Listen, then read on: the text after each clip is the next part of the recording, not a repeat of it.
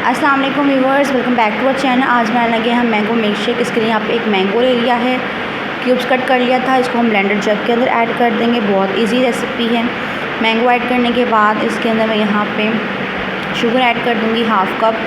आप कम ज़्यादा कर सकते हैं, मलाई है मेरे पास, ठीक है, और 1 कप। और इसके अंदर दूध जाएगा मेरे पास 1 कप, ठीक है। इसके अंदर क्यूब्स ऐड कर देंगे और इसको हम इससे ब्लेंड कर देंगे। बहुत ही मज़े का मिल्क शेक बनेगा, थोड़े से इंग्रेडिएंट्स से बनेगा। और इसमें हमने क्यूब्स ऐड कर दिए, ठीक है, बर्फ़ के, इसके अंदर आइस के, और इसके अंदर जो है मैं शेक ऐड करूँगी। बहुत टेस्टी मिल्क शेक बनेगा, बहुत मज़े का मिल्क शेक बनेगा। आपने इस रेसिपी को ज़रूर ट्राई करना है और मुझे इसका फ़ीडबैक ज़रूर देना है।